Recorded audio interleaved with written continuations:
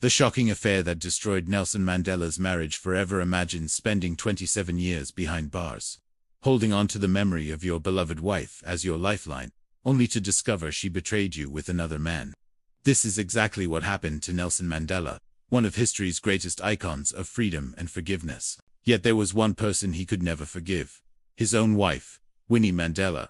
Today, we're diving deep into the shocking affair that destroyed their marriage and left an emotional scar that never healed.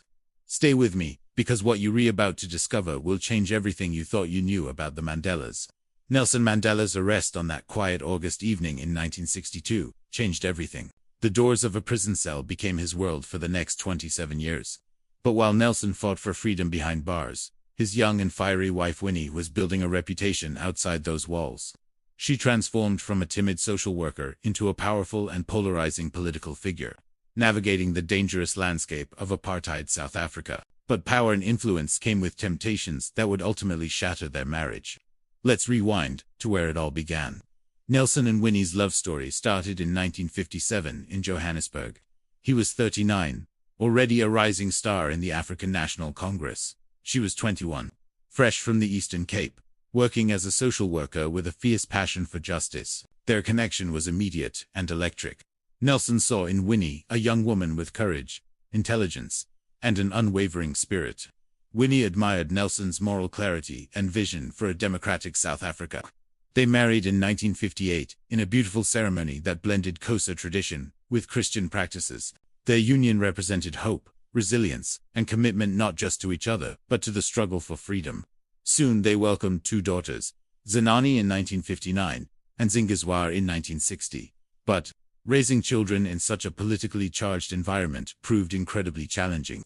Nelson's activism meant extended periods away from home, and by 1962, everything changed when he was arrested. Winnie suddenly found herself alone, managing their household, raising two young daughters, and continuing her own political work. The weight on her shoulders was crushing. During those long, lonely years of Nelson's imprisonment, Winnie faced enormous pressure. She became one of the most prominent figures in the anti-apartheid struggle, constantly monitored, harassed, and intimidated by authorities.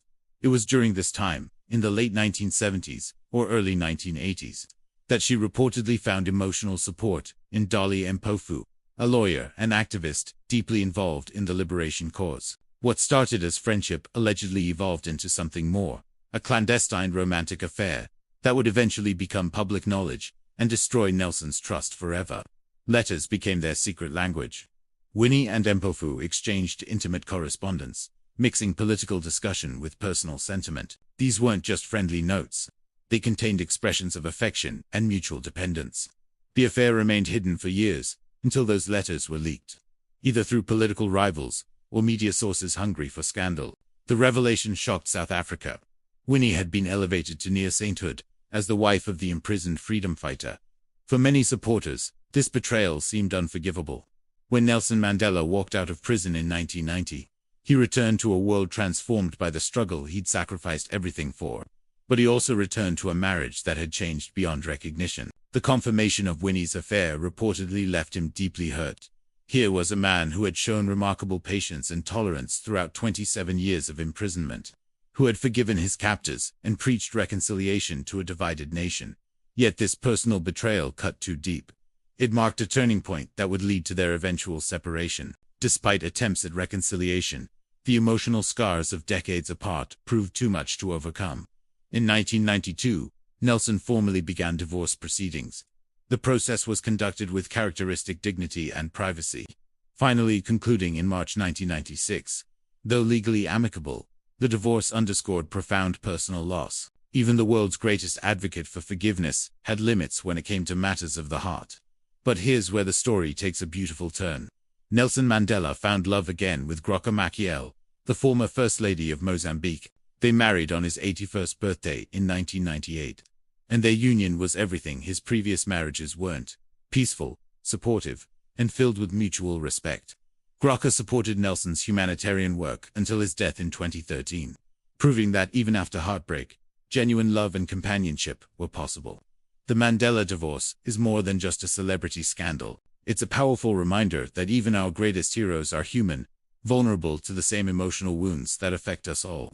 Nelson Mandela could forgive a nation that imprisoned him for nearly 3 decades. But he couldn't forgive the woman who betrayed his trust during his darkest hours. Sometimes, the deepest wounds are inflicted not by enemies, but by those we love most. What do you think? Could you forgive a betrayal like this after 27 years apart? Drop your thoughts in the comments below, and don't forget to hit that subscribe button for more untold stories from history. Which historical figure should we cover next? Let us know.